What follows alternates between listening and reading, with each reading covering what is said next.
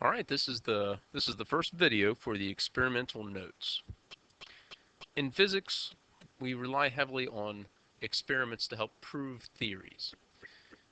And to do an experiment, you need to have several quantitative skills. So to be a good experiment, things you need to be able to do. You need to be able to make accurate and precise measurements.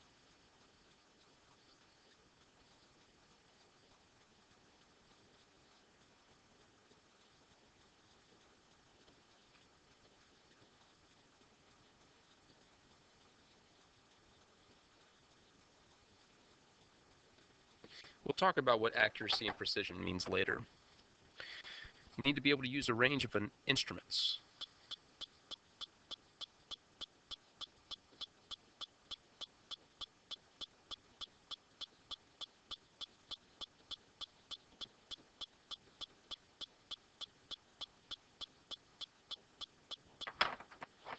You need to be able to convert units.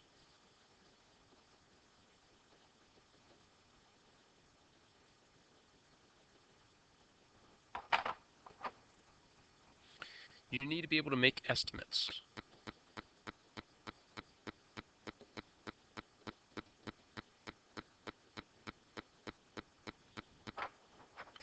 You need to be able to use algebra and statistics.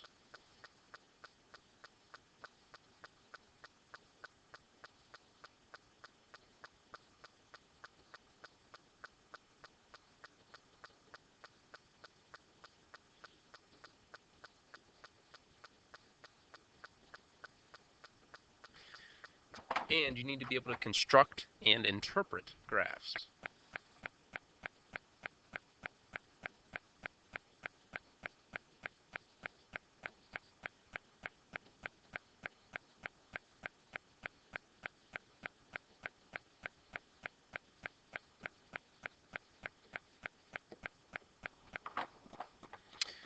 The overall goal in doing experimental physics is to successfully analyze and interpret data in order to formulate and communicate conclusions. Overall, the goal of science is to create and test models. And we create our models through theories, theoretical physics, and then we test those models through experimental physics. And both are very, very important. So, to get us started here, we need to start by talking about measuring and how to take a measurement.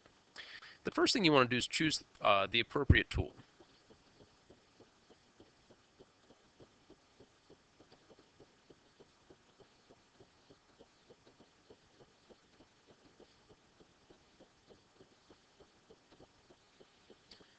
Never, never, never take 2 meter sticks and put them together to measure something that's greater than 1 meter. You never want to do that. If something is really small, don't try to use a meter stick to measure something that's just a couple centimeters long. Use a ruler. Use something that is more appropriate. You want to calibrate your tools.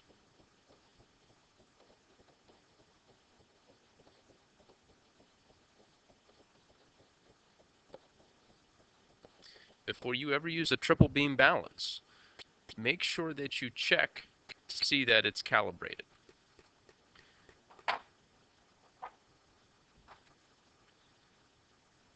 We then want to make the accurate and precise measurements.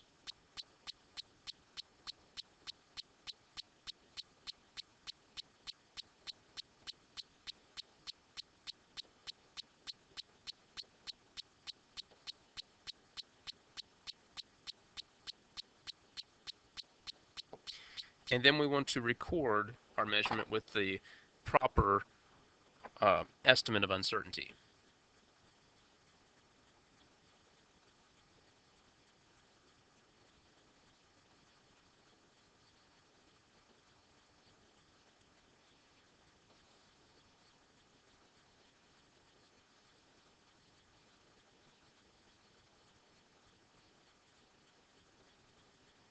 So over here on the right, I have 3 lines, and we want to measure them.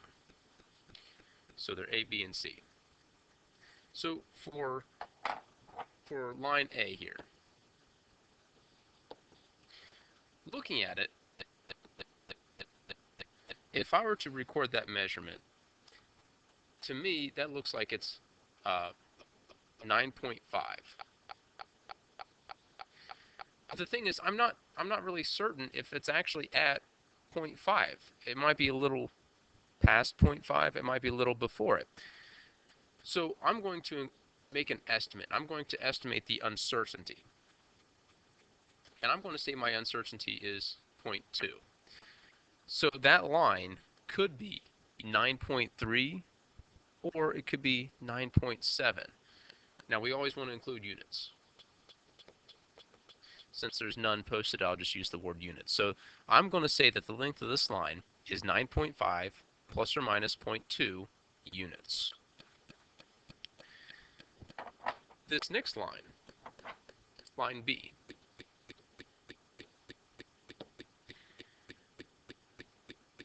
it's right here. That one, it looks really close. To me, it looks like it's almost exactly on that 8.50. Now, something else we want to include with this is our significant figures.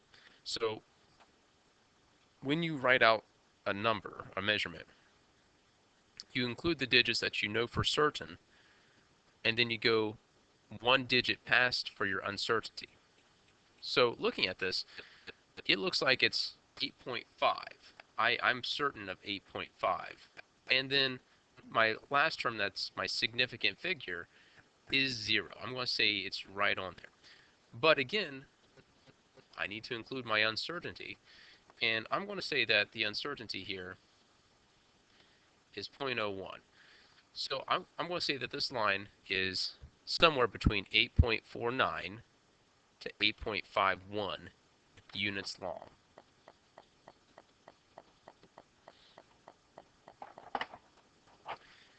And line C. Okay, looking at line C, I need to figure out what each one of these little tick marks mean. And I see 1, 2, 3, 4, 5. So it looks like each tick mark is worth 0.2. So looking at this line here, to me, I know it's 11, because it's not quite to the 12 yet. I know it's past 0.8. It's not quite to the other part. It's not quite to 12. I'm going to go ahead and say 11.9 for certain, and then my significant figure will be the 0. But I'm just a little hesitant about it, so I'm going to say my uncertainty is 0.05. So this line could be anywhere from 11.95 down to 11.85. So I have a little more uncertainty when it comes to measuring that one. Now, some tools that you will be asked to use, you'll be using meter sticks, rulers, video analysis software, and it's important for you to understand how to use each one of those tools. Now, when you make a measurement, you always want to take multiple measurements under the same conditions. We call those trials. So when everything's the same, you want to do multiple trials. And also remember that no amount of analysis or calculations can make up for insufficient data. You need to record a lot of data. So a measurement then is your best estimate plus or minus uncertainty. And for the best estimate, just use your significant figures, just like you learned in chemistry. Now, these uncertainties are probably new, so we want to be able to do math with them. So to begin with, let's talk about addition, subtraction, because really addition and subtraction are the same thing. So let's look at an example.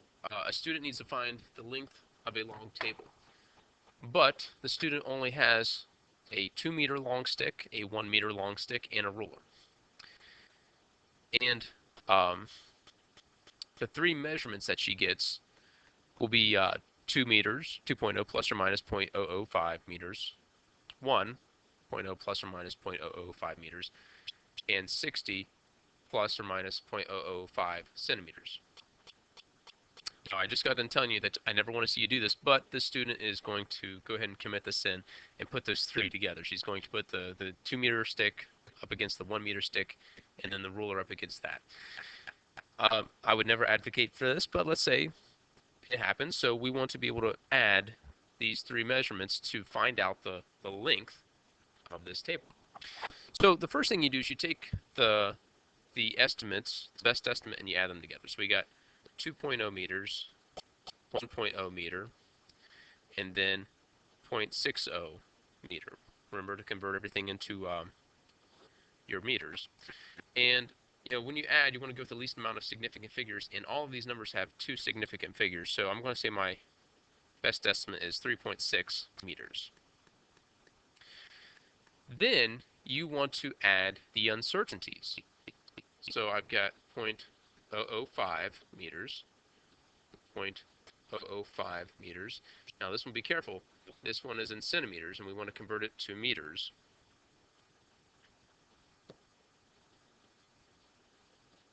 So we need to move it 2 places to the left to get it into meters. So we're going to get 0.0105 meters. And keeping with this part right here, I see I have two significant figures. I'm going to go ahead and keep with that, so I'm going to round this to 0.011 meters. So the length of this table is 3.6 plus or minus 0.011 meters.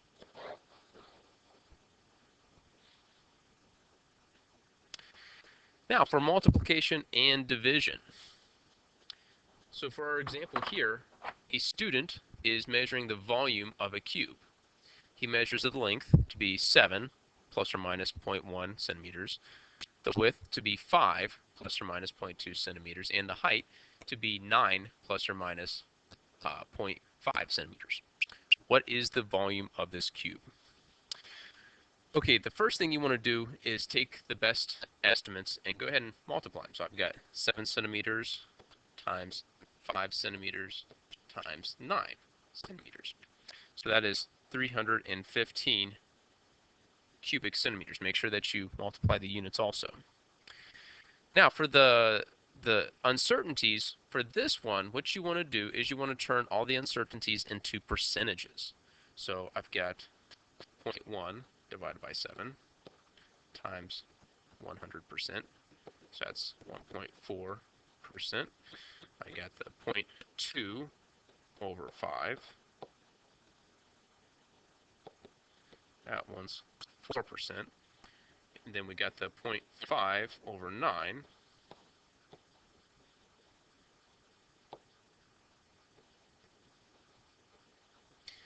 That's 0.56%. Now you want to add your percentages. So when we get this, it comes pretty close to 6%. You can round a little bit. So the volume of this cube is 315 plus or minus 6% cubic centimeters. Or if you want to, you can turn that percentage back into a number. So that would be 315 plus or minus 18.9 cubic centimeters. All right, that is it for this note. Ciao. Ciao.